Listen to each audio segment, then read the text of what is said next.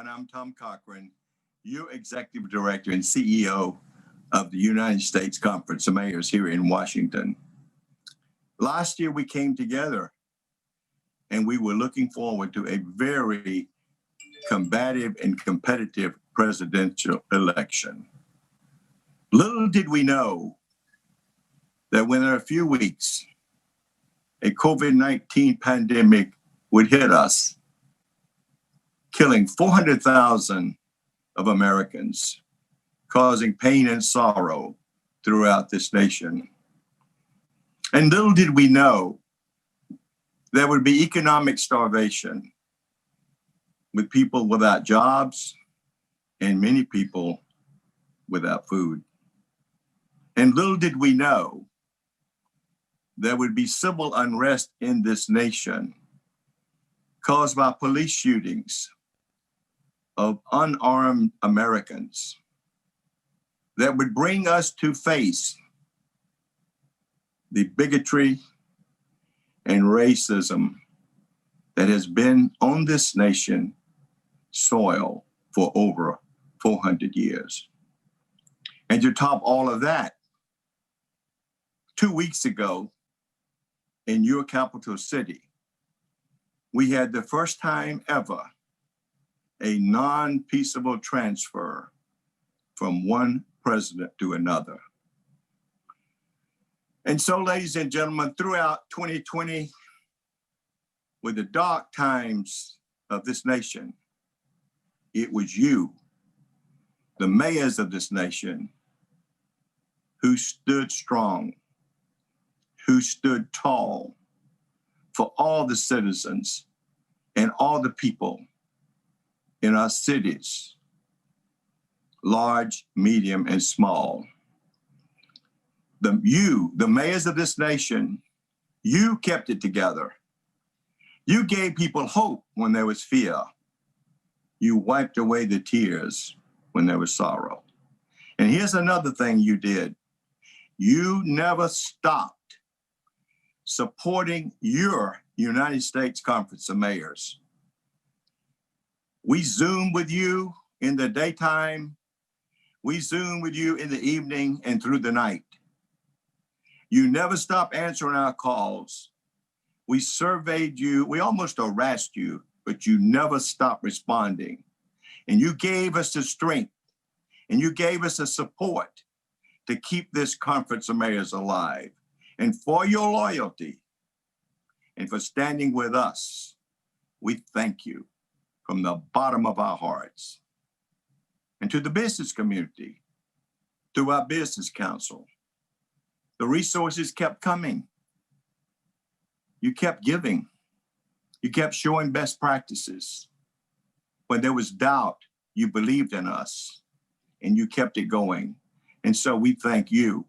We thank you even more for what you have done to believe in us and continue to provide the resources that we need to keep this organization going. 2020 is over, ladies and gentlemen. It's a new day, but we still have enormous challenges facing us. We are very fortunate to have a new president with over half a century of experience in government. And there is a new spirit glowing in Congress.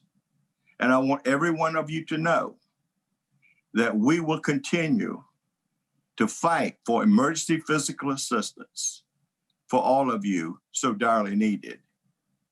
Our advocacy for emergency physical relief will not stop. We are, I remind you, unstoppable, and we will get it done. As a little boy in a Baptist church,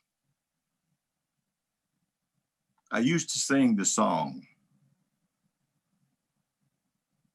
I love to tell the story of the love of Jesus. Today, as your staff director, with the great staff that we have, with the media staff that we have, I tell the story of love. It is your story. It is a mayor's story of love, of tolerance, of civility and decency as you govern our cities. And with our strong media team, we will continue to tell the story. In conclusion, just let me say, the mayors of our organization, this unique band of brothers and sisters of the United States Conference of Mayors, have given our nation the light through the dark times, and that will continue. As President Kennedy said, this light, this glow of our democracy that starts in our cities, it begins with our mayors, can be and will be, with your help, the glow that will truly light our nation and our world. Let us begin today. Ladies and gentlemen, welcome to our winter meeting. This is the united, the bipartisan United States Conference of Mayors.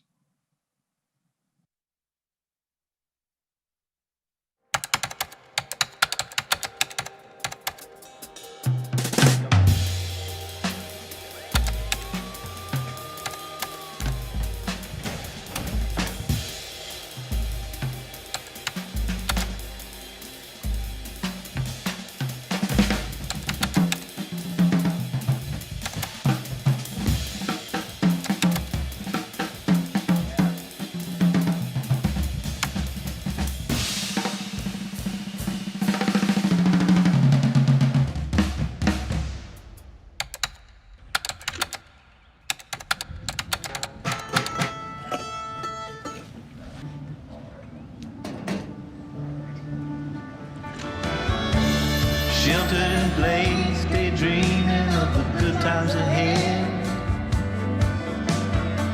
Staying healthy at home, just like the governor said.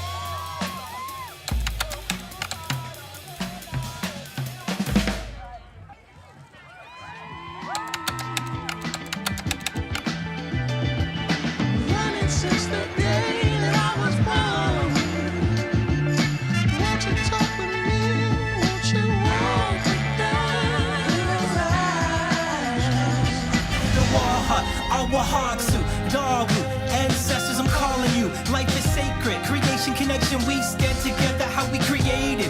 Red and black unity, no walls between you and me. My dream is the truth of me. Gente, esta batalla es tuya también. Nuestra gente muere por color de piel.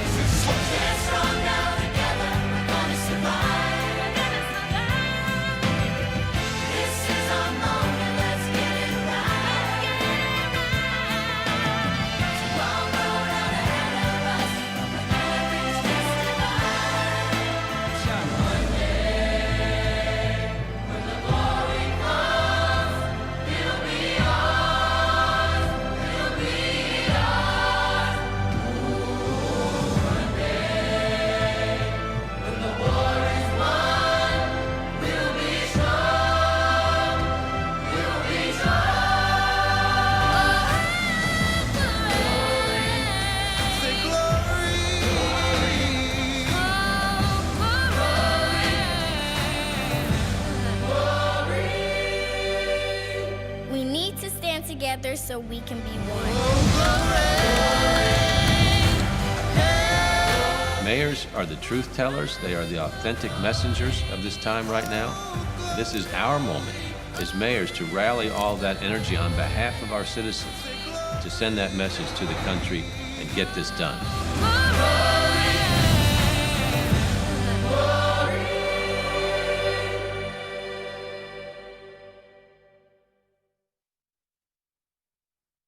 All right, welcome everybody to the 89th Winter Meeting of the United States Conference of Mayors. Every 4 years, this meeting coincides with the inauguration of the President of the United States, a testament, through good times and bad, to the enduring power of our democracy. This year, our meeting comes at a pivotal point in the history of our country. Yesterday, President Biden and Vice President Harris swore to uphold the Constitution only 15 days after a violent assault on the Capitol and on the process and the principles of our democracy enshrined in our Constitution.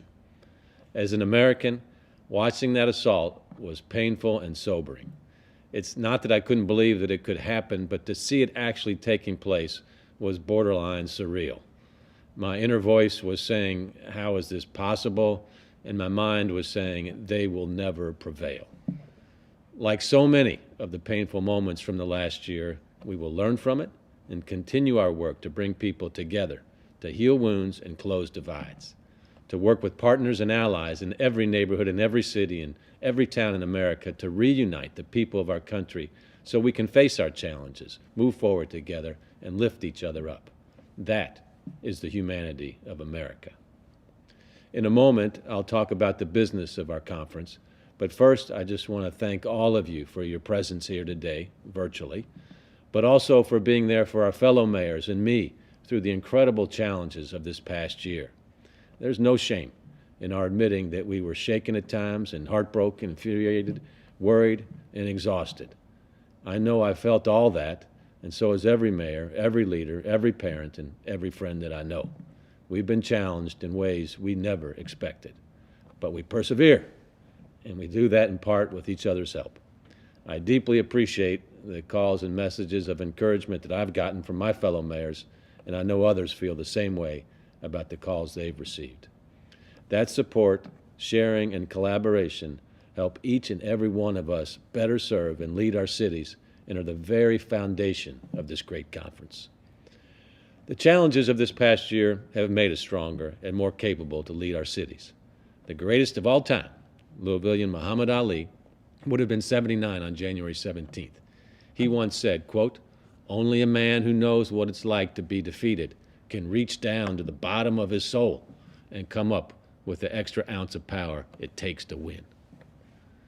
I believe we mayors are at the center of this soul work for our country, and right now, while we're facing historic challenges and opportunities, our conference is focused on helping us meet them head on. Last summer, following my inauguration as USCM president, the conference took action to address both the immediate crises of this moment, like COVID-19 and the economic downturn, as well as the long-term challenges that are exacerbating these crises, including poverty, systemic racism, and the related need to reimagine public safety. My view was that America needed a breakthrough from the path our country was on, so we established 5 working groups to develop bipartisan solutions to these challenges: COVID-19 response and health equity, economic recovery, eliminating poverty, dismantling systemic racism, and police reform and racial justice. These working groups and then the entire USCM leadership put extensive effort to create the Mayor's 2020 vision and American breakthrough. My big thanks to all the mayors who led or participated in this effort, as well as the conference staff. I particularly want to highlight the work of our police reform and racial justice working group, chaired by Chicago Mayor Lori Lightfoot, along with Mayors John Cranley of Cincinnati and Jane Castor of Tampa. Their work was launched in the wake of the killings of George Floyd, Breonna Taylor, and too many others. And while we were experiencing righteous calls for racial justice in communities across America, we needed this plan. The working group's report was praised by a wide range of organizations, including the Leadership Conference on Civil and Human Rights, the National Organization of Black Law Enforcement Executives, and the Police Executive Research Forum. Most importantly, this report is being used by you, our members, and its recommendations are being implemented in cities around the country so we can reimagine and redefine policing and the police community legitimacy that will flow from this work. We presented our American Breakthrough document ahead of the Democratic and Republican Party conventions and launched a series of critical partnerships through a new partnership entitled A National Discussion on Achieving an American Breakthrough. Sponsored and hosted by Verizon Chairman and CEO Hans Vestberg, mayors and CEOs explored our 5 priority areas and how the public and private sectors can work together to tackle the pandemic, revitalize the economy, and build a more just and equitable future for all. We look forward to continuing efforts like this with Verizon and all of our Business Council partners. And you'll be hearing more about a new partnership with Target related specifically to police reform and racial justice later in our meeting. In the last few months, USCM has also supported mayors by organizing over 100 webinars on critical topics like COVID-19 testing and contact tracing, protecting immigrants, ending disparities in treatment and care, and much more, including election and mayoral security. And USCM has been working with Congress to provide direct payments to our residents and small businesses and to provide billions in support of rental assistance, infrastructure, workforce training, child care, public safety, mental health, and substance use disorders. The conference also waged one of the strongest advocacy campaigns in our history to secure fiscal assistance for all cities. Led by our Vice President, Mayor Nan Whaley of Dayton, and Metro Economy's Chair, Mayor Jeff Williams of Arlington, and with mayors from targeted states, you responded through direct outreach to Congress, countless bipartisan press events, and detailed surveys clearly stating the urgent need for assistance. The fight continues, and now with new allies. President Biden, Speaker Pelosi, and Senate Majority Leader Chuck Schumer fully understand that cities need resources to facilitate economic recovery and prevent layoffs of first responders, health workers, and other public servants who provide critical services like vaccinations. In fact, President Biden has included in his American Rescue Plan $350 billion in direct relief for state and local governments. Let me repeat that. $350 billion in flexible emergency assistance. We're working directly with the administration and our champions in Congress to ensure that a major portion of this funding is provided directly to all cities and that the program contains the degree of flexibility mayors need to address every aspect of this dreaded pandemic. And it's critical that we all do our part to build support for American Rescue Plan in Congress so that it can be passed quickly and signed into law, which is why on Tuesday, our organization released a letter signed by almost 300 mayors, Democrats, Republicans, and independents from cities of all sizes in support of these much-needed resources. Clearly, the country is ready for a new approach, and the conference is extremely enthused by the American Rescue Plan and the many new resources it offers that President Biden introduced on January 14th. America is ready for a breakthrough. Mayors understand that while we have values and ideology, we must also value each other in our shared future. On January 6th, we saw where all-or-nothing partisanship leads to violence, destruction, and a breakdown of our democracy. This act of insurrection is far outweighed by the goodwill of the American people. Think about the volunteer citizens that are working alongside we mayors as we deliver life-saving vaccines to our residents and support their delivery, storage, and administration. Here are a few images of the drive-through mass vaccination site we established in Louisville at a basketball arena. Led by Louisville's public health and wellness team, along with nurses and volunteers, our ability to vaccinate far outstrips the current supply of this precious medicine. And through USCM's new partnership with Bloomberg Philanthropies and in support of Surgeon General Designate Vivek Murthy and the new administration, the conference will support your vaccination efforts and highlight effective communication to engage all residents. Over the course of this winter meeting, we'll continue to engage with the new administration and Congress on the priorities contained in our American Breakthrough. In November, one of the first actions taken by then President-elect Biden and Vice President-elect Harris was to meet with the entire elected leadership of our Conference of Mayors. President Biden understands what can be accomplished through a strengthened federal-local partnership, and he made it clear that his White House will be open to all mayors, regardless of political affiliation. In addition, the President has two of our colleagues joining his cabinet. Mayor Pete Buttigieg, as Transportation Secretary Designate, knows that infrastructure is the foundation of a strong economy and that cities can't carry this load alone. I believe we can bring Republicans and Democrats together in Washington around a localized infrastructure investment agenda.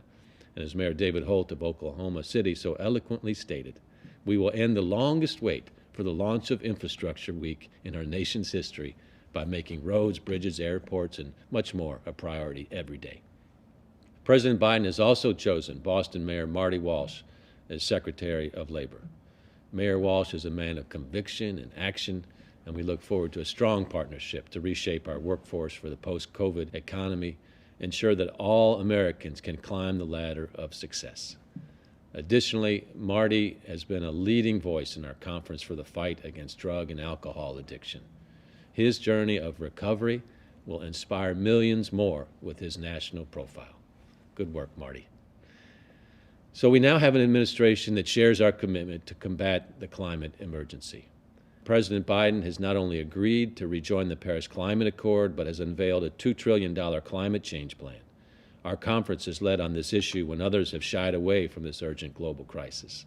And we understand that there are also opportunities that can unleash the innovative and entrepreneurial power of the American people and American business in ways that will help produce a robustly healthier economy and a healthier planet. Any great organization has the skill to take care of immediate business while planning for a stronger future. I experienced this throughout my business career, so a major initiative of my presidency has been to produce a strategic plan to better understand our conference's value to the membership, identify strategic opportunities to meet and exceed expectations, and determine how the conference can best serve you and your cities now and in the future. We created a task force charged with overseeing this work, and it includes Vice President Whaley, Second Vice President Suarez, and past Presidents Barnett, Benjamin, and Couts, along with myself. And we asked that our CEO, Tom Cochran, manage both the overarching objectives and the day-to-day work on this effort. We issued a request for proposal and brought in Friedman Consulting, a first-class strategic advising firm, to assess our organization and develop the strategic plan. This initiative, thankfully, has been generously underwritten by our partners at Bloomberg Philanthropies. Over 300 member and non-member mayors responded to our survey, and 50 were interviewed in individual conversations and group dialogues. Interviews were also conducted with Business Council members, congressional and White House staff, policy experts, and other advocacy groups. We found that, one, not surprisingly, mayors say the most important benefit of membership in the conference is the opportunity to connect with other mayors. You value access to best practices and want even more resources, including grants and similar opportunities. You confirm that a core purpose for the conference is to amplify mayors' voices and priorities, cutting through division and partisanship to advocate for mayors and cities. We also heard that you benefit from the relationships developed with private sector companies and organizations from our Business Council that share our core mission of strengthening America's cities. And while we have so much in common, we heard that no one mayor has exactly the same experience or set of circumstances. So the conference must always consider what it means to serve a membership with a diverse range of needs. We'll be working with conference staff and the Friedman team to translate these findings into an actionable plan that results in an even stronger organization, one that creates exceptional services and offerings that can be sustained well into the future. I want to thank the entire Executive Committee for their commitment to this multi-year capacity building initiative. I am extremely confident and relentlessly optimistic about the future of the U.S. Conference of Mayors and about the future of our country. We've all been through a crucible over the last year. We're still in it, and we'll be stronger and more united as a result. That's our vision. Stronger and more united as we make historic breakthrough progress in 2021. This is the year to take action. Earlier this week, we celebrated Dr. King's birthday. I believe he'd tell us to seize this historic opportunity with what he once famously described as the fierce urgency of now. Let's follow his example so that in 1 year, 2 years, 10 years, 50 years, people will look back at this moment in our history and say that if 2020 was a low point, 2021 was a turning point. A turning point where we looked at the racism both in our history and our lives today, and together we said, enough. When we looked into the face of hatred and division storming the Capitol, masquerading as patriotism, and together said, enough. When we found the strength, compassion, and commitment to recognize our common humanity and our shared future and work to unite the people of the United States of America like never before. Let's commit ourselves to our neighbors, our cities, and our country's future so that the lesson our children and grandchildren learn about this period is not just about the tragedies we experienced, but the transformation we steadfastly created in response together. So thank you all, and may God bless our country, her people, and her mayors.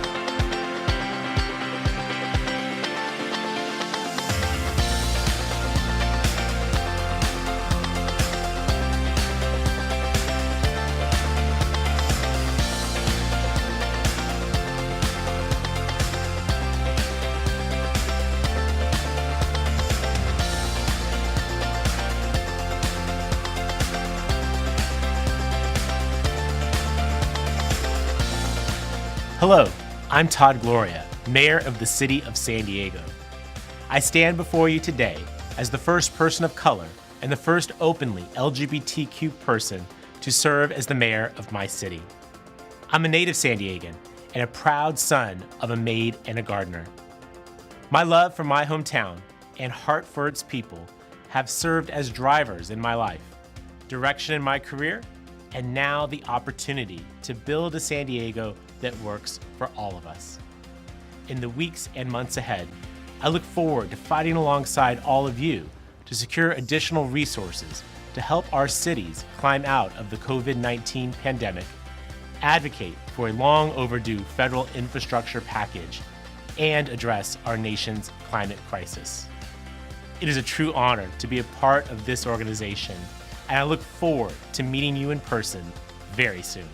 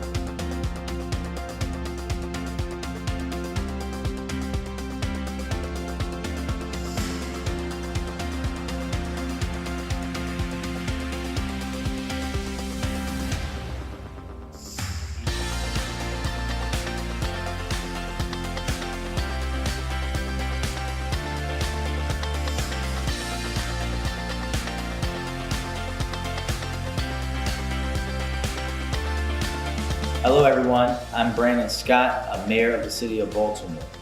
Baltimore is known for many things, from the best crab cakes in the world, which you can get at Coco's of course, to hard-hitting Ravens defense, and to being the home of the great Frederick Douglass and the Honorable Elijah Cummings. Baltimore has an extensive history, a rich culture, and a city of dedicated, brilliant, and vibrant people who make tremendous contributions to our communities each and every day. As mayor, my mission is to build a Baltimore that works for all of our residents. By working through equity, transparency, and accountability, We will be a city where all Baltimoreans can not just survive, but thrive. I look forward to working with and learning from you as we all work to make our cities the best that they can be.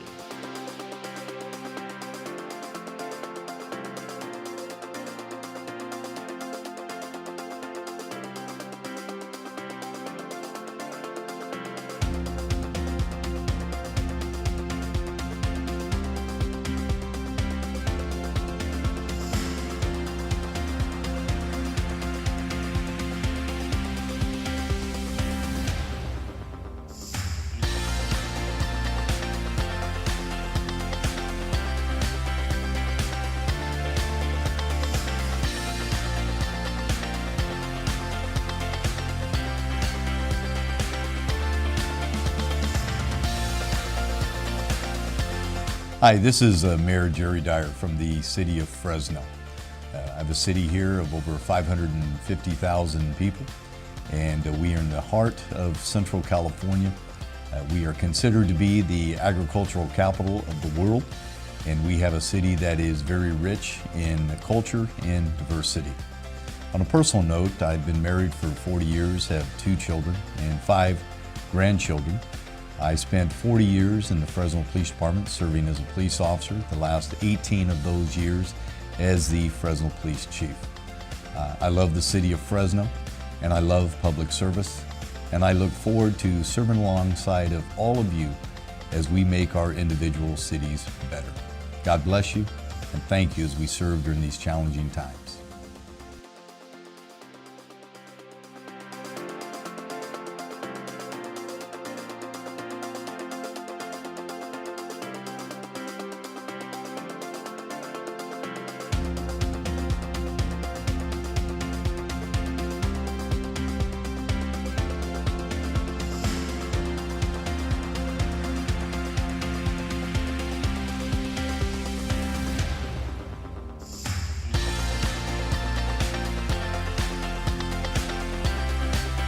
Hi Mayors, my name is Maria Rivera. I'm the first woman mayor here in the city of Central Falls and the first Latina mayor in the state of Rhode Island. Our beautiful 1 square mile of nearly 20,000 residents has been the hardest hit community in Rhode Island by COVID-19. I'm focused on access to vaccines, more testing, and important resources like food and housing that our families need. I have hope for a brighter year thanks to leaders like you. I know we all have important work to do, and I can't wait to meet you all. Thank you.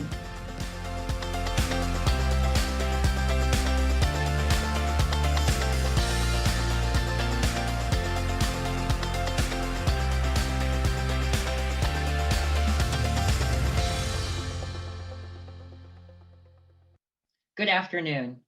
On behalf of everyone at Target, I want to begin by thanking all of you for your commitment to leadership and public service during what have been unprecedented times. From coast to coast and around the world, the pandemic has changed nearly every aspect of our lives. Throughout it all, healthcare heroes and frontline workers from across sectors have kept us moving forward, including the Target team, who continue to care for our guests, communities, and each other every single day. We're grateful for your service, sacrifice, and resilience. But the pandemic was only the precursor to other major issues we're facing as a country. From the murders of Ahmaud Arbery, Breonna Taylor, and George Floyd just a few miles from my home, and far too many others, to the recent attack at the US Capitol, it's clear we're living and leading through a defining moment in our history. Target will always stand for unity.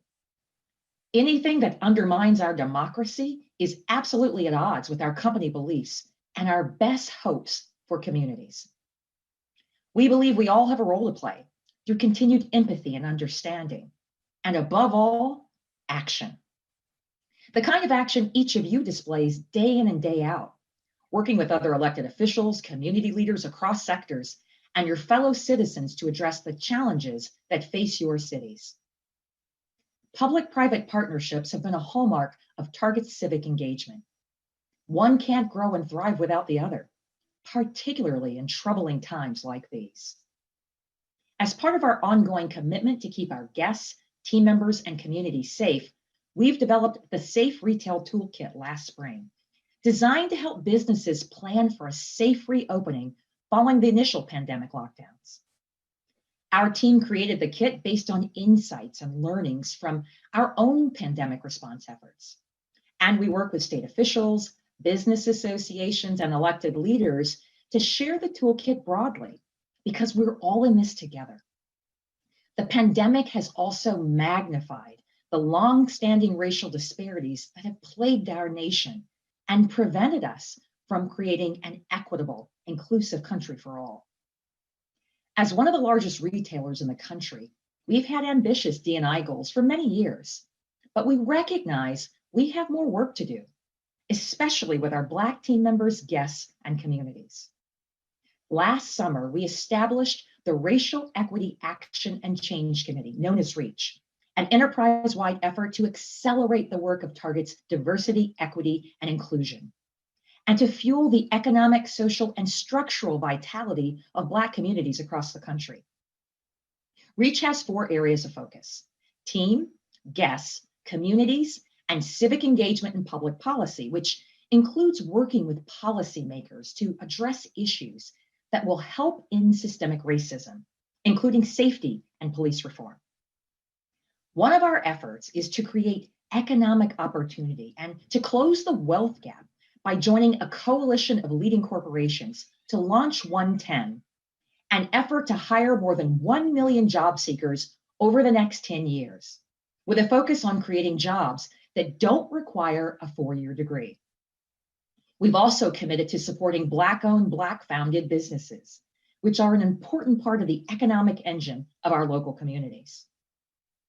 In addition, we helped launch the Congressional Black Caucus Foundation's National Racial Equity Initiative for Social Justice that will apply data, research, and analysis to help address systemic racism in a number of areas, including police reform and criminal justice. To that end, I'm proud to announce that Target will partner with the U.S. Conference of Mayors to create the Police Reform and Racial Justice Grant Program. Over the next 2 years, Target will provide $700,000 in grants for cities that demonstrate a commitment to dismantling racism and achieving police reform through existing city programs and to expand those initiatives. Member cities will submit applications, and an independent panel of judges selected by the Conference of Mayors in consultation with Target will determine the winning cities to receive grant awards in 3 city categories: small, medium, and large. Winning cities will be announced this summer at the 2021 annual meeting. All member mayors will be receiving application information really soon, and more information will also be available on usmayors.org. As a retailer with nearly 2,000 stores, we want to keep our communities safe. It will be the combined efforts of all of you, of law enforcement, community partners, businesses, and citizens. By working together to achieve racial equity and social justice, we can move our local communities and indeed our country forward by offering opportunity, hope, and progress for all Americans. So on behalf of the Target team, thank you. Thank you once again for your service and for the opportunity to partner with you. I want to leave you with a short video that tells the story of how we listened, learned, and co-created with community stakeholders to rebuild our Lake Street, Minneapolis Target store that was damaged in the demonstrations following the murder of George Floyd, bringing back jobs, a safe place to shop for essentials, and a place that feels like home. Thinking back to the week George Floyd was murdered, it was a very emotional week. We wanted to know, how do we help this community rebuild? We listened to the voices of the community, we listened to the voices of our team members, we listened to the voices of our guests. We've made significant changes to store culture, store environment to make sure that we match the community. Our food space has grown, almost doubled. We open up our aisles to have more product in it. This store has a type of heartbeat, there's like a pulse to it. And so for us to bring team members back to their home is very fulfilling. You are the heart and the soul of this company, and it gives me tremendous pride to celebrate you and what this represents. This team and this location, this experience for us, it will always be us, Lake Street Target. and that's not going to change.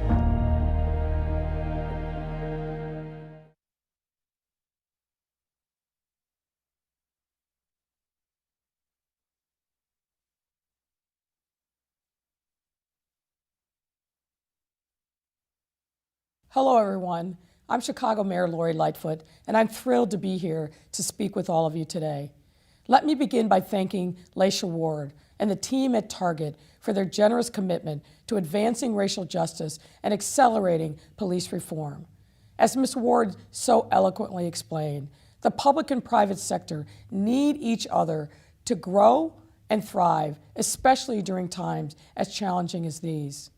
This past summer served as a harsh reminder that we must work even harder to prevent the loss of Black and brown lives, and to ensure that all Americans, no matter their circumstances, have full, unrestricted access to the tools that they need to rise above systemic poverty, joblessness, racism, and more, so that they can fulfill their God-given talents. This isn't work that can be done overnight, and more importantly, it can't be done alone. That's why partnerships, like the one Target has forged with the U.S. Conference of Mayors, are so crucial.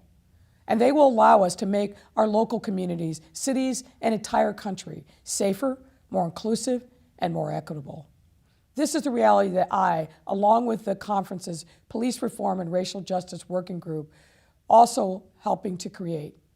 Since the working group convened early last June, in the wake of the murder of George Floyd, and long-standing concerns about the nature and effect of policing involving Black and brown residents, we took an honest and comprehensive look at the policing and racial justice problems our cities face.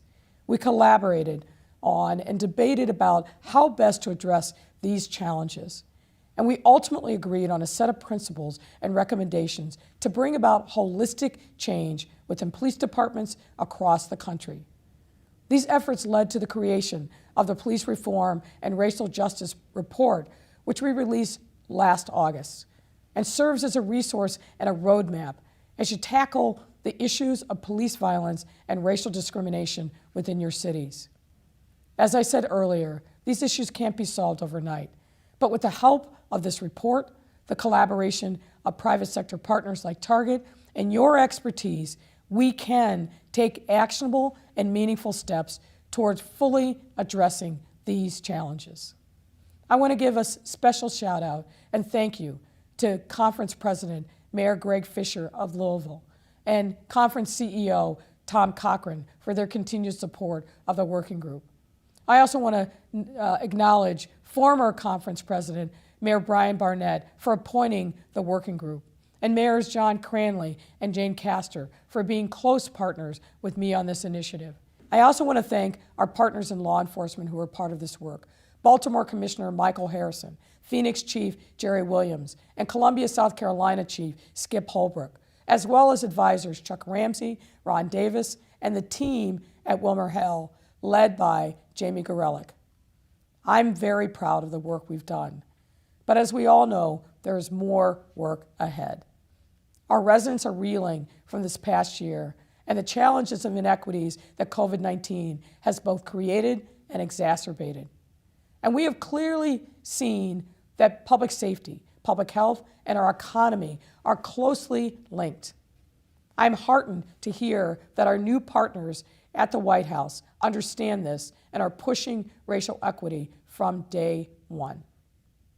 And I look forward to collaborating with them and all of you to amplify and implement this work at all levels of government.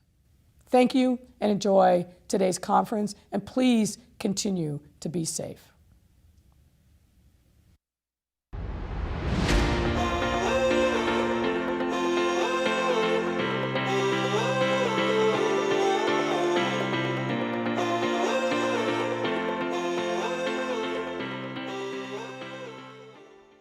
Hello, everybody, and welcome.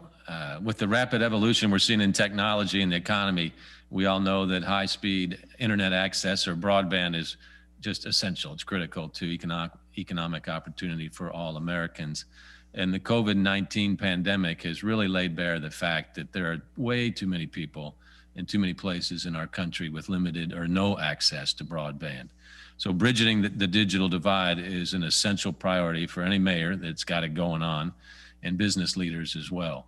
So today we're going to talk about addressing the digital divide in America's cities with two outstanding and visionary leaders. First, Hans Vestberg. He's the chairman and CEO of Verizon, and I should say also an outstanding partner of the United States Conference of Mayors. So Hans, thank you for joining us. And then also helping lead this conversation is Miami Mayor and USCM Second Vice President, Francis Suarez. So Mayor, thank you for joining us as well. Thank you, Mr. President, for the opportunity.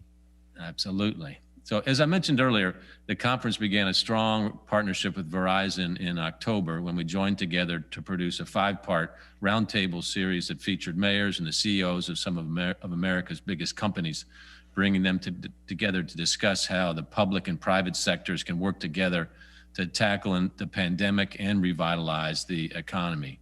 Hans Vestberg was the driving force behind this. So Hans, I want to thank you for helping make those discussions possible.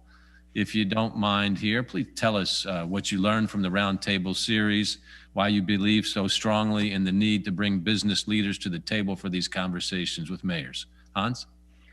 Thank you. And first of all, I would like to thank the U.S. Conference of Mayors and all of you that supported this initiative. We had 5, as I said, 5 roundtables, everything from economic recovery to health equality to eliminate poverty, dismantling racism, etc. For me and for the broader society, we understand that many of the challenges together with the crisis that we have at hand, I mean, the pandemic, the economic downturn, the racial injustice, all lands in the cities, with the mayors across the country. Many of them are very hard to solve by their own, and we need private-public partnership to solve many of them. And that's why I felt it was very important to have this conversation, bring in the business leaders to have this conversation with the mayors, to start to having a network of work cross-border in between us, because many of these challenges will sustain for quite a long time. And of course, it's centered around connectivity, many of the solutions, but there's so much more than the connectivity that needed to be discussed and how you can address it in these times where it's just unprecedented times, where we have unprecedented pressure on the mayors, and the public and private partnership becomes more and more important than ever. Well, so you talk about the digital divide. We talk about it all the time in our cities. So share with us a little bit about how Verizon is working with mayors and cities to connect that digital divide. Yeah, I think I'm going to state the obvious, but we have gone from work to remote work. We have gone from education to remote learning. We have gone from healthcare to telemedicine. We have gone from entertainment to live streaming, and we have gone from banking to digital payment and touchless retail. Everything we have leapfrogged 5 to 7 years in the digital transformation, where we usually have an adaptation and learning and people have time to adapt, which is not possible. It went so fast. So part of it becomes then a digital divide challenge, but also enormous opportunity for making a sustainable growth, a more equitable society. And that's what I have seen. And what we have done is, of course, that we have invested a lot in education. I talked about that. You know, we have invested over $500 million in the Verizon Innovative Learning, where we go to underserved schools, giving them broadband, the tablets, and also STEM education digitally. And we then support them over time, so we don't leave them with infrastructure they cannot maintain. We also, during this pandemic, are now supporting 38 million students doing remote learning in 40 states. Basically across the country, we are now supporting students. And we want to work with cities and with the majors to see how we can collaborate to make these challenges a little bit easier, but also take the advantage of the opportunity we have now created. Well, you must pinch yourself with the enormous business opportunity you have in front of us. You know, not always in your career do you have kind of this huge market in front of you. So I know you guys are working hard at it each and every day, and you're doing it in our cities as well. let's talk about Miami. Mayor Suarez, one of America's great cities. But like every city, you got challenges. So what are you seeing in terms of the digital divide in your city? And what are you all doing to address that divide and create more opportunity for everybody? Thank you, Mr. President. First of all, I want to commend Hans for his very articulate recitation of what the challenges are and how the market has shifted and moved. We're working with a lot of private sector partners, Verizon being one of them, to bridge the digital divide. I think income inequality is a challenge of our generation. And we know that not every child in our city, in all of our cities, is born with the same opportunities.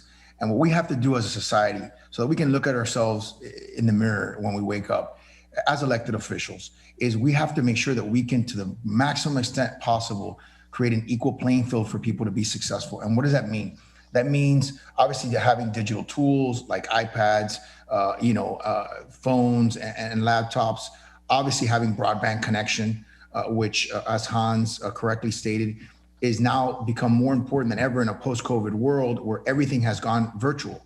And so to the extent that there were existing digital divide differences and that those differences were creating educational deficiencies, that has only gotten worse. And so we as a city are going to continue to partner with partners like Verizon and others in the private sector, as well as other organizations that are creating social chains that are what I call companies with a conscience, to make sure that at the very minimum, as tech becomes a greater and greater part of our lives and our economy, it's one that will continue to benefit all Miamians, not just some Miamians.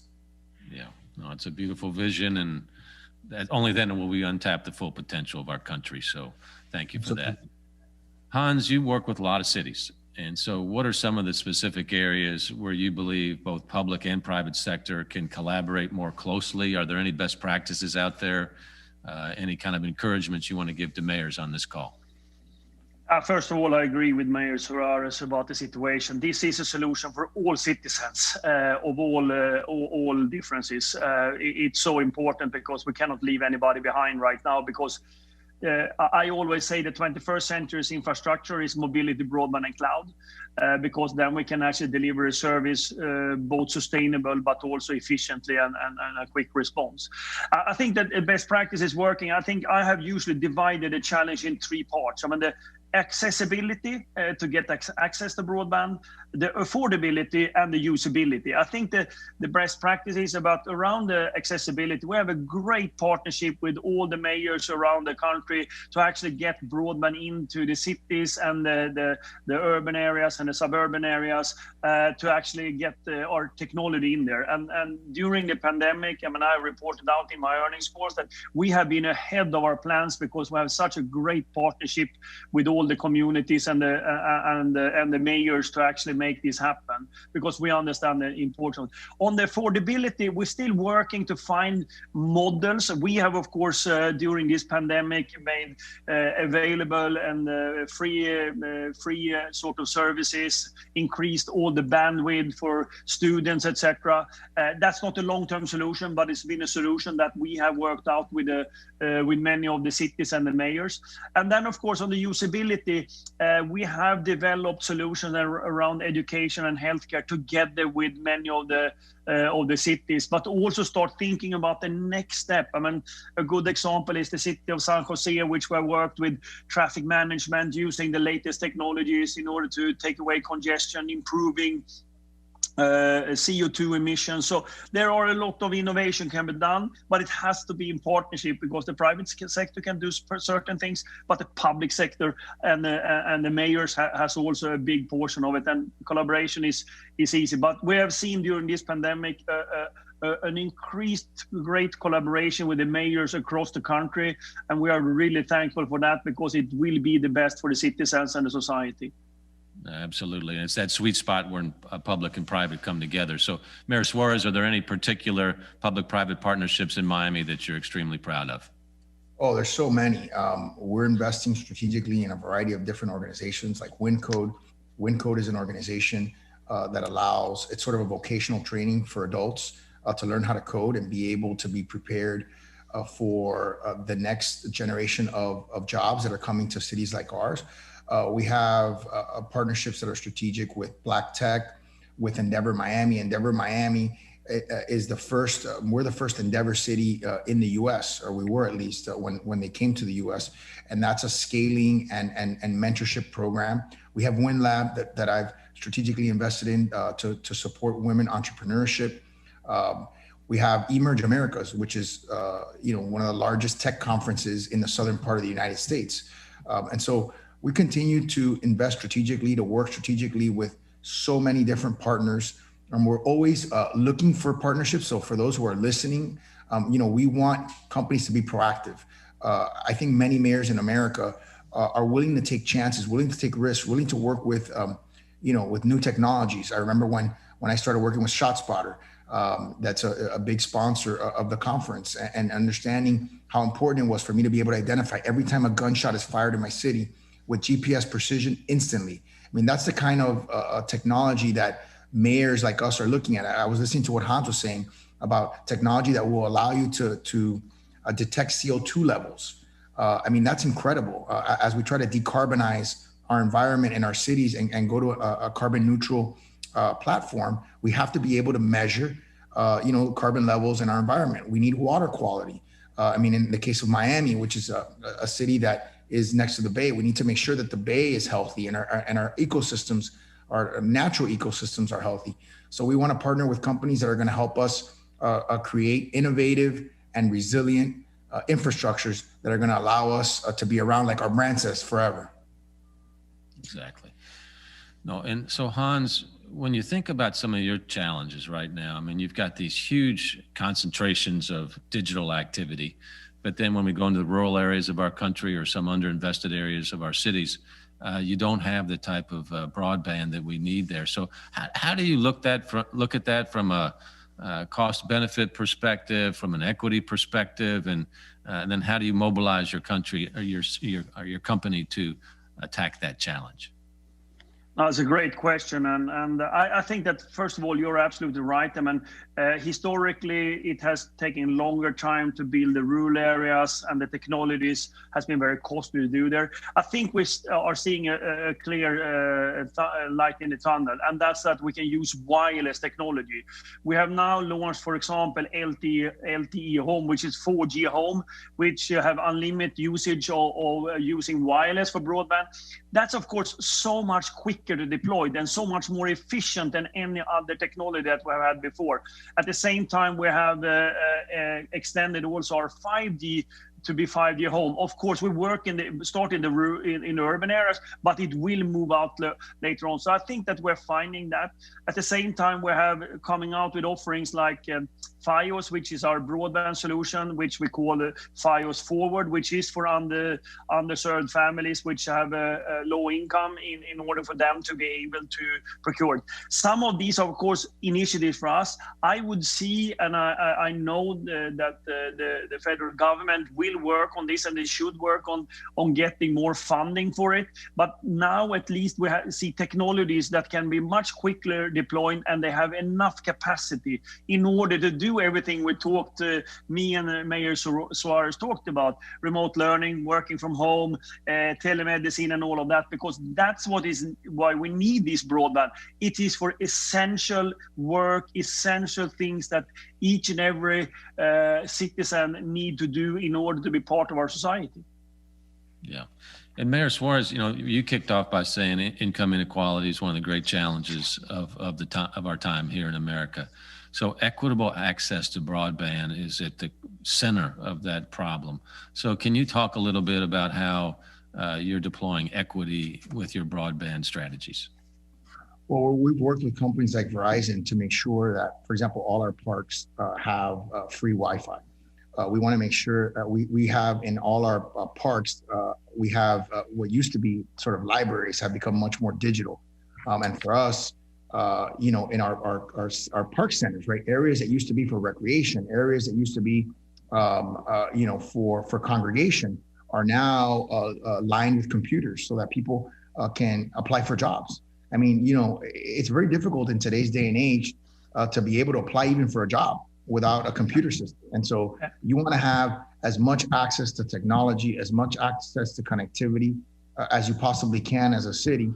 Otherwise, you're going to be leaving people behind and the societal consequence of that, not just in terms of people not being able to do what we fundamentally want to do as human beings, which is to live in peace and in harmony with our families, to be able to provide for our families. When you take that away from somebody, nothing good comes of it. And I think we have a basic obligation to be able to provide people with the mechanisms for being able to be successful. Well, that's right. I say it's a moral failure, it's an economic failure, and it's a public safety failure as well. So thanks for your focus in that area. Hans, last question here as we wrap this up here. You've mentioned several times about some big and bold ideas that will be coming out shortly. We got new administration in Washington, D.C. now, new Congress as well. What are you doing to promote your proposals for breakthrough in the country so that they can become a reality and then have this broad benefit that we all want?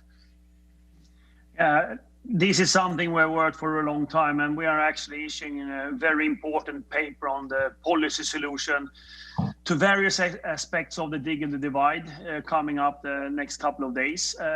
We call the paper Accelerating America, Affordability, Adoption, and Access. And it's ideas how low-income families can afford broadband, increase the digital literacy, but also how to increase the rural broadband. Those are the sort of the ingredients so we can have a cohesive and inclusive and equitable society. It will call for federal funding. We think that low-income consumers should get the benefit of some $20 to $50 a month for broadband at their choice. It's sort of an alternative for the lifeline sort of solution that's in the market. But the opportunity for those low income families and consumers to actually procure broadband and getting a benefit or a subsidy for that. It will be some cost, but we need to make all them sort of calculation that this has a positive economical impact for the society. We also ask for a collaboration for the digital literacy, where cooperation together with the public, of course, need to fund and see that we increase that, because it was, as Mayor Suarez said, you cannot even apply for a job if you don't have a laptop, and if you cannot use the digital devices, it's even more complicated.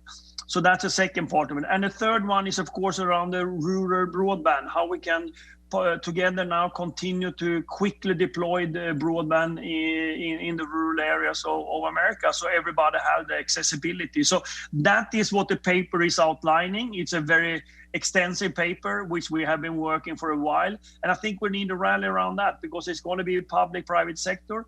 And we really want the low-income families and consumers to be able to use the most important infrastructure that we have right now, besides the healthcare system. So hopefully we're going to encourage a lot of discussion with the mayors, with the federal government, and with the different type of administrations that are doing this in the next couple of weeks, to see if we can get some drive on this, because I think we need to do it now, because the opportunities to use the infrastructure is now. And the challenge is, if we don't do it, the digital divide will even increase if we don't do it. And that's my fear. And then that's why I'm so adamant that we do it together. And I'm, again, so pleased to be able to work with the U.S. Conference of Mayors and with you, Mayor Fisher. It has been a pleasure to be able to talk about this and bring it forward. Well, thanks, Hans. And I'd say, too, if we don't do it, our lack of competitive, our ability to compete internationally will be a consequence of this as well. So it's a no-brainer. We mayors are hopeful the Biden administration will have an infrastructure plan that will help to stimulate our economy, that obviously needs to include broadband as well. So we'll look forward to that, hopefully, here in the coming months. So, Hans, thanks for sharing your vision with us and your partnership. You guys have been amazing. The partnership includes not only last year's Mayors and CEOs Roundtables series, but also our Mayors Leadership Institute on Smart Cities, which you've supported since 2018. And that support of that work has been really crucial to help mayors and cities understand the power of embracing technology and data to make our cities better. We know that, but how to do it is a whole nother thing. And you and your team have really been helpful on that, Hans. So thanks to you and the entire Verizon team. We appreciate you guys.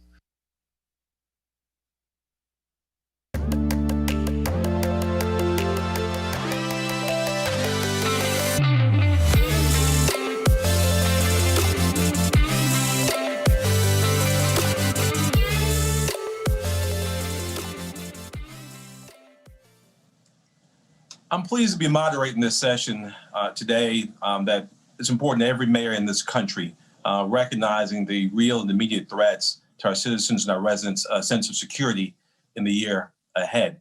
This session is an activity of the Mayors and Business Leaders Center for Compassion and Equitable Cities. On a personal note, I'm excited about this because it was during my year as president of the conference that we together established this amazing center.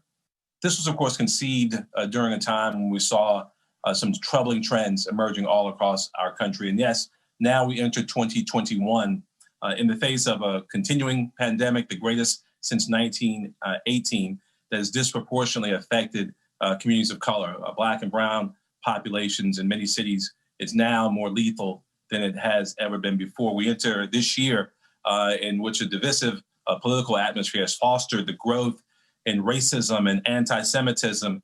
And in the wake of the Capitol insurrection on January 6th, it underscores for all of us the potential for violence in our respective cities by far-right, white supremacist, and anti-Semitic hate groups. On our panel today, we are so fortunate to have leaders of two major national civil rights organizations with a global impact. And then we'll be joined by one of the most fantastic mayors in the world, quite frankly, Houston Mayor Sylvester Turner, to discuss civil rights threats that we may confront in our cities in the year ahead. First, we're going to hear from our friend and colleague, Jonathan Greenblatt, the CEO and president of the Anti-Defamation League, an organization that all of us revere for their hard stance and leadership for a century on fighting anti-Semitism, bigotry, extremism, and terrorism, fighting for religious freedom, free speech, racial justice, and much, much more. Mayors could not ask for a more powerful ally than the ADL as we look ahead to the challenges that we all now face, or for a more valuable and frank assessment of the gravity of those challenges. Jonathan is going to be followed by Mayor Turner for comments on what ADL's leadership has presented for us, and for his own assessment of the threats he sees ahead, maybe in the city of Houston, and how we can address those. So Jonathan, thank you so much for being here with us today. Please give us your thoughts on the situation we now face and what we all could be doing together to address them. Thank you so much, Mayor Benjamin, for the very nice introduction. I appreciate it. It's a privilege for me to be here today with Mayor Turner and with the U.S. Conference of Mayors, a venerable organization that I'm so pleased that ADL has the opportunity to work with. ADL is the oldest anti-hate organization in the world. And as Mayor Benjamin said, we were founded over 100 years ago with a mission that's never changed: to stop the defamation of the Jewish people and secure justice and fair treatment to all. So we've been focused on fighting, again, anti-Semitism, anti-Black racism, xenophobia, and hatred of all forms for generations. And I will say that, January 2021, in many ways, still feels like the 13th month of 2020. I mean, it has just been quite a difficult time against the backdrop of a year in which we saw a spike in anti-Asian racism, a disgusting display of anti-Black racism, a surge of xenophobia, particularly directed against Latinos and immigrants, and again, the kind of anti-Semitism that many of us thought had gone away long ago. All of these forms of bigotry were sort of often catalyzed or amplified by COVID-19 and the pressures of the pandemic, which has been so difficult for so many, and as Mayor Benjamin said, disproportionately impacted communities of color. Essentially, our most vulnerable people are the ones not only on the front line so often, but those hurting so much. And we've had a federal government that's been incapable of rolling out any coherent plan to tackle the virus. And of course, we've had a president who seemed unable to even articulate a model of compassion. And on the heels of that, the pressure of the pandemic, amplifying these hatreds, we had social media, where much of this was actually being spread around in very difficult and ugly ways. So we were concerned about this throughout 2020.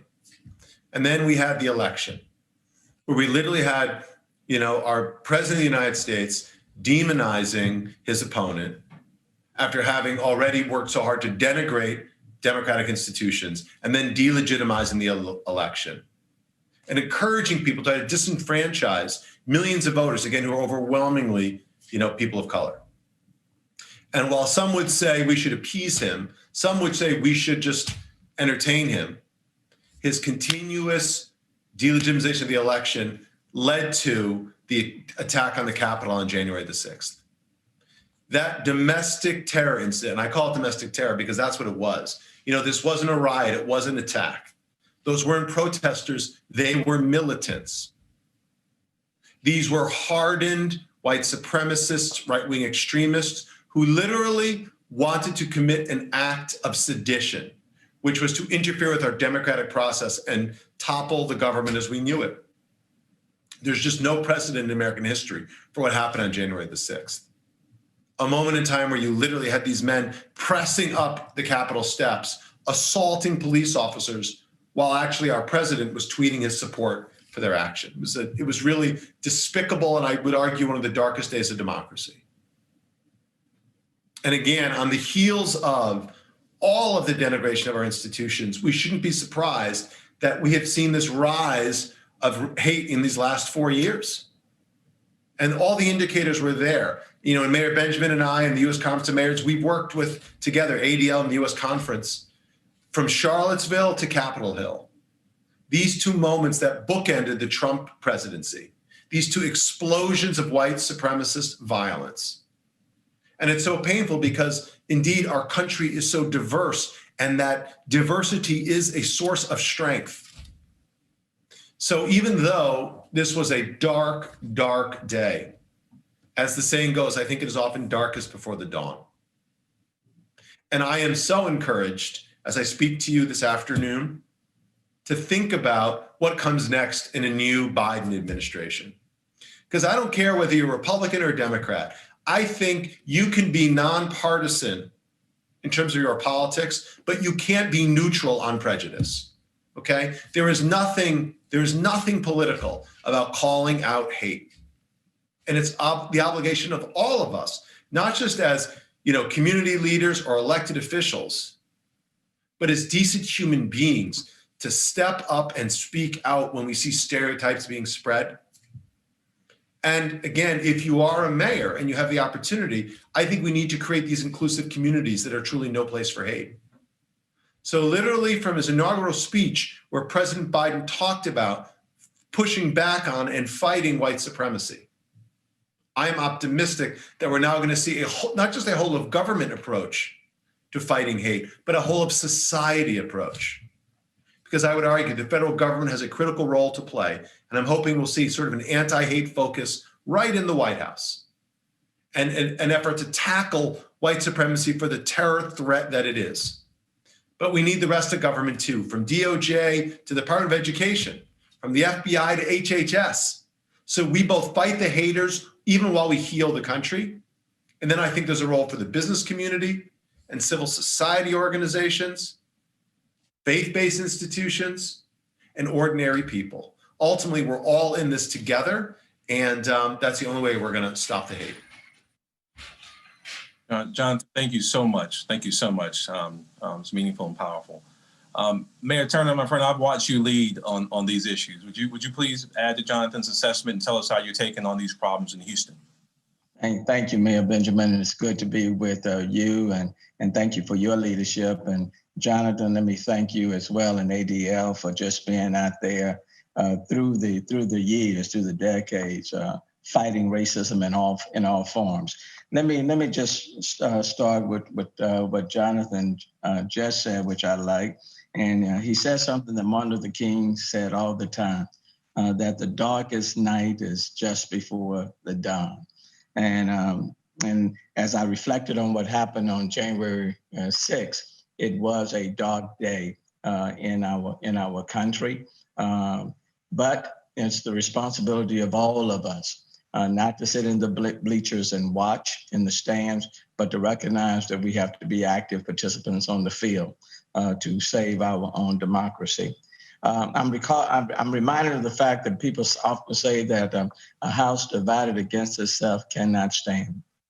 And in our house, in the United States of America, there is a great deal of diversity within our house. In the city of Houston, for example, we say that we are the most diverse city in the United States of America.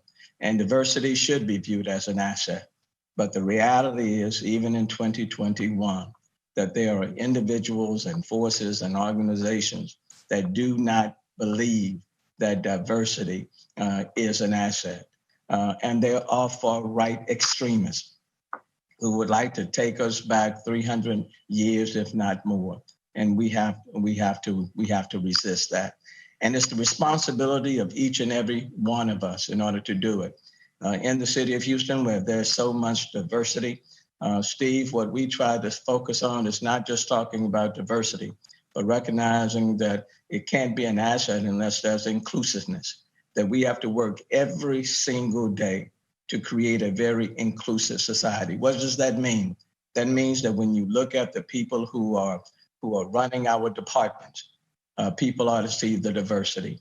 When you look at the 21,000 employees that we have, you ought to see that diversity. Where we spend our dollars, you ought to see that diversity being reflected. The policies that we implement should be implemented bearing in mind that we want to lift up every single person in our community. And as we say, it doesn't matter where you come from in the city. It doesn't matter your language. It doesn't matter what your religious affiliation may be, your ethnicity, your age, your sexual orientation, or identity. The reality is, if you live, for example, in this city, like you live in any other city, we represent you and we represent your interests. And you can't take it for granted, because January 6th reminded us that if we take things for granted, if we are silent in the midst of wrong, then that wrong will simply perpetuate itself. It will be like a cancer that will grow. And so we're working to lift up every community. Equity is important. Attending to the needs of communities that have been underserved and under-resourced for decades is important. Creating this Houston Fund on social justice and economic equity, that's important. We all have a role to play if we are going to advance our society. And we can never assume that just because we may hold individual positions, that that's enough. And so this is a fight that we all must engage in. We have to protect this democracy, but we have to protect our brothers and sisters regardless of who they are, what they look like, what religion or faith they practice, what their sexual identity, orientation may be. We are all in this together. So Steve, Jonathan, and others, I look forward from Houston, working with you to make our country a much better country in which to live. We're all in this together, indeed. Amen. Thank you both so much. We're going to wrap up our session today with a visit from our brother and friend, Mayor Mark Morial. He may be the CEO and president of the National Urban League, but once a mayor, always a mayor. Another one of our most powerful allies in the fight for civil rights for all people. As a former mayor of New Orleans, his views on the threats that we face today and on the role of mayors in combating bigotry and hate, and in the resources we need to prevail in this fight, based on his perspective, both running his city and in the national perspective he's developed in years of leadership at the National Urban League. So I'll pass it on to Mayor Morial. Good day. I'm a recovering mayor and a recovering lawyer. And for all of the mayors of America, at one point in time in the near future, you'll be a recovering mayor. But today, as the mayor of an American city, you're challenged beyond belief with the problems, the conflicts, the controversies that this nation faces.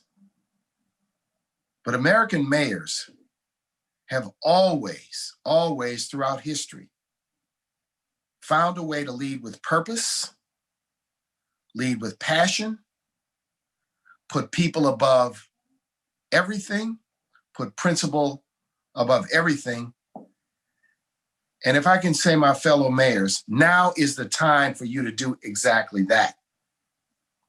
We have been challenged as a nation in ways unimaginable. Just the notion that a mob, that a group of ill-advised Americans would seek, if you will, to attack the Capitol with force and violence is beyond belief. But the idea that those actions could be encouraged, incited, perhaps planned and orchestrated by people in the highest places of trust in our government should shock the conscience of every American. But notwithstanding that, you and I and the people we represent have work to do. And that work revolves around exactly what you know, a fight to move our communities past the ravages of the COVID-19 pandemic. And the need for mayors to be voices for broad and community-based equitable distribution of the vaccine. For you to be community voices to meet Americans and to meet Americans who are Black, Hispanic, and Native American where they are. And that is with great trepidation, concern, and some fear of taking this vaccine. But notwithstanding that, your voice and your power can educate, reassure, encourage, and also make more convenient and easier for people to access this vaccine. Your voice is essential on that, and it is central to our agenda at the National Urban League in 2021. And your voice collectively must be strong to say to the nation, and I believe President Biden has heard this, that American cities who've been on the front line in assisting cities in responding to this pandemic in the absence of national leadership and a national plan need financial support, not a bailout, but a bridge over troubled waters so that municipal employees, be they public health workers or firefighters or EMT or law enforcement, that each and every one of them has an opportunity to continue to work without being furloughed. And as I close, racial justice has to be at the center of everything you undertake. American cities have always been on the cutting edge of civil rights because your populations and your communities are diverse. Your communities have some of America's greatest challenges and greatest hopes. I encourage you to join together with the National Urban League and the civil rights community to lead with purpose, to lead with passion, to lead the fight against hate and the fight against division and racism, and to lead America's cities and this nation at large to a better 2021 and a better 2022. Continue your work, keep the faith, stay empowered, and above all, lead, lead, lead. I really want to thank our panelists for devoting their time and their efforts and energy and their incredible leadership to this session. We couldn't have asked for more helpful or insightful perspectives on what it looks like. Difficult times behind us, but incredible times ahead, if in fact we all decide to do this together. To all the mayors preparing for what must be done, we say thank you, lead on, and Godspeed.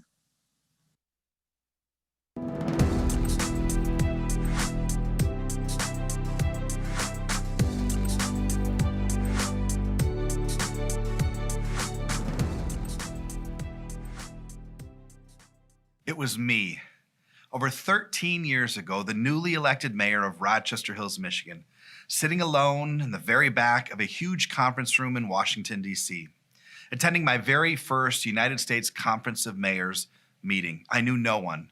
I was intimidated. But I heard the speeches. I witnessed the passion. And I was blown away by the professionalism, the people, and the substance of the discussion. Listening, learning, and thinking. That initial meeting led to the best professional decision that I've ever made, and one of the best investments that my city has ever made. My love and passion for this organization is probably the primary reason why President Fisher asked me to talk to you about membership in the Conference of Mayors today. If you're already a member of our family, well, we want to affirm your very wise decision. And if you're not a member, please accept this as an invitation to join us. Why? Well, it's simple. We are the only organization in America wholly dedicated to the work and success of America's mayors, the only one. And we accomplish this by focusing on supporting you in 4 specific ways. The first is networking. To meet mayors shaping the future of our nation, the Conference of Mayors allows you to build powerful relationships with literally hundreds of mayors from across the country. Mayors who understand and empathize with the unique title that you own. Now, this is perhaps my favorite part of our family and really the secret sauce of this organization, real, authentic friendships built on a similar set of unique experiences. The second area that we work so hard on to do for all of our members is advocacy, for the policy and positions most important to you and, of course, your citizens. We give you a seat at the table, plus we give you access to one of the most connected and experienced Washington-based staffs of any organization, bar none, standing ready to help you and your community. Third, we lean into best practices. Every time we gather, either in person or virtually, we learn how other mayors have tackled challenges in a variety of issue areas, collected and showcased in various reports and surveys, forums, and of course, on our conference's website. We are always learning from each other. And finally, the fourth area of interest is the opportunity for grants and award funding to really push your community's passion. Every year we give over $2 million of grant funding made available through the conference every time we gather. We recognize the creative and innovative solutions mayors and their teams develop to drive success in their cities. And I know I've personally brought back more grant money to my city than we've paid in dues over the last 5 years. That is simply incredible. And in even better news, mayors, you're in great company. I'm pleased to report that membership in the U.S. Conference of Mayors remains at an all-time 87-year high. At the Conference of Mayors, you're part of a relevant, bipartisan, in fact, nonpartisan and dynamic organization that gets things done, and we continue to grow. Now, much of our growth has been while my good friend and mayor of Piscataway, New Jersey, has led our membership standing committee. He loves all things Rutgers and will have a beer or two with anyone who asks. So please allow me to introduce my friend, Mayor Brian Waller of Piscataway, New Jersey. Brian? Hello, I am Brian Waller, Mayor of Piscataway Township, New Jersey, and the chair of the Conference of Mayors Membership Committee. Welcome to the 89th meeting of the United States Conference of Mayors. I am very excited that you have joined us for our virtual meeting. Before I begin my remarks, I would like to acknowledge Conference President Louisville Mayor Greg Fisher. Under the leadership of President Fisher, the conference has put together a great meeting for us. Thank you for your leadership over the past year, Greg. Let me also take a moment to acknowledge our Vice President Nan Whaley of Dayton, Second Vice President Francis Suarez of Miami, past Presidents Brian Barnett of Rochester Hills, Steve Benjamin of Columbia, and Elizabeth Couch of Burnsville. Also CEO and Executive Director Tom Cochran. Let me also give a special thanks to Membership Committee Vice Chairs, Miles Atkins of Mooresville, North Carolina, Paige Cognetti, Scranton, Pennsylvania, Christina Murr of Findlay, Ohio, Chris Cools of Normal, Illinois, and Ken Mayagisham of La Cruces, New Mexico. It's been a pleasure to work with them, and the conference has truly benefited from their service. Because of their work along with the conference leaders, USCM staff reports that the membership is at an all-time high. Thank you, everyone. Let me say congratulations to all the newly elected mayors and welcome first-time attendees. Thank you for joining us and being part of our virtual meeting. My involvement within the Conference of Mayors began shortly after I was elected mayor in 2000. So this is my 20th winter meeting. After my first annual meeting, I made a commitment to be an active participant in the Conference of Mayors. And now, more than 20 years later, I've stayed true to my commitment, having attended nearly every annual conference, winter meeting, and leadership meeting of the organization during that time. I am grateful to have served with so many great mayors across the country, addressing important national issues and initiatives that facilitate work we do on behalf of our cities and residents. I've been fortunate to call many of these mayors my good friends. I am also grateful to have an opportunity to serve as a member of the advisory board and as chair of the membership standing committee, where I've had the honor to lead for more than a decade. It's been a very rewarding experience. I am pleased that the conference has expanded its membership benefits and services to include best practices forums and other initiatives that you can participate in this meeting. The conference's core activity remains its effective representation and influence of the city interests on Capitol Hill. In part, it was this reputation of effectiveness and influence that motivated me to join the organization many years ago. As your membership chair, I have had the opportunity to work closely with the mayors who represent cities of all sizes, ranging from the small to the very largest in the nation. And what I can say with 100% confidence is that when we come together and speak in one voice, because when we do, we get things done. So we will need your help and engagement as we work to broaden and further strengthen our capacity to serve the needs of America's cities and its citizens. Before I end my remarks, let me acknowledge Vice President Nan Whaley for her Dayton and Advisory Board member Mayor Jeff Williams of Arlington for their membership outreach efforts related to state and local fiscal assistance. Since March 2020, they have held numerous Zoom calls with mayors across the country on the importance of fiscal assistance to cities. I want to personally thank them for all their hard work. While we didn't get fiscal assistance in the last pandemic bill, we are ready to continue building on their efforts by working with President Biden, his administration, and Congress on this issue and others, including infrastructure, reauthorization of the surface transportation bill, climate change, and many others. I look forward to working with you, the Conference President Fisher, and each of you over the coming year. Thank you and enjoy the conference.